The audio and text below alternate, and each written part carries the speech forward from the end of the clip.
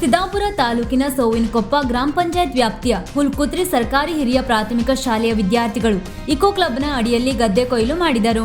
ಕಳೆದ ಸೆಪ್ಟೆಂಬರ್ ತಿಂಗಳಿನಲ್ಲಿ ತಾವೇ ನಾಟಿ ಮಾಡಿದ ಸಸಿಯನ್ನು ಕೊಯ್ಲು ಮಾಡುವ ಮೂಲಕ ಸಂಪೂರ್ಣ ಕೃಷಿ ಅಧ್ಯಯನವನ್ನು ನಡೆಸಿದ್ದಾರೆ. ಒಟ್ಟಿನಲ್ಲಿ ಈ ಭಾಗದ ರೈತರಿಗೆ ಕೊಡಗಿನ ಹೈಬ್ರಿಡ್ ತಳಿಯನ್ನು ಪರಿಚಯಿಸುತ್ತಾ ಕೃಷಿಯನ್ನು ಪ್ರಾಯೋಗಿಕವಾಗಿ ಅಧ್ಯಯನವನ್ನು ಮಾಡಿದ್ದಾರೆ. ಅಂದಾಜು 4 ಗುಂಟೆ ಕ್ಷೇತ್ರದಲ್ಲಿ ತುಂಬಾ ಸಲೀಸಾಗಿ ಶಾಲೆಯ 5ರಿಂದ 7ನೇ ತರಗತಿಯ 17 ವಿದ್ಯಾರ್ಥಿಗಳು 1.5 ತಾಸಿನಲ್ಲಿ ಕೊಯ್ಲು ಕಾರ್ಯ ಮಾಡಿ ತಮ್ಮ ಕೃಷಿ ಸಾಮರ್ಥ್ಯವನ್ನು ಪ್ರದರ್ಶಿಸಿದ್ದಾರೆ. ಸ್ಥಳದಲ್ಲಿ ಹೇಮಜೇನಿಯ ಹಿರಿಯರಾದ ಲಕ್ಷ್ಮಣ್ ಭೈರಾಗೌಡ ಕತ್ತಿ ಹಾಗೂ ಪೈರಿಗೆ ಪೂಜೆಯನ್ನು ಸಲ್ಲಿಸಿ ದೀಪ ಬೆಳಗಿಸಿ ಉದ್ಘಾಟಿಸಿದರು. ಲೋಕೇಶ್ ಪದ್ಮನಾಭ ಗೌಡ, ಜಗದೀಶ್ ಪದ್ಮನಾಭ ಗೌಡ ಹಾಗೂ ಮುಖ್ಯ ಶಿಕ್ಷಕ ದರ್ಶನ್ ಹರಿಕಾಂತ್ ಈ ವೇಳೆ ಉಪಸ್ಥಿತರಿದ್ದರು.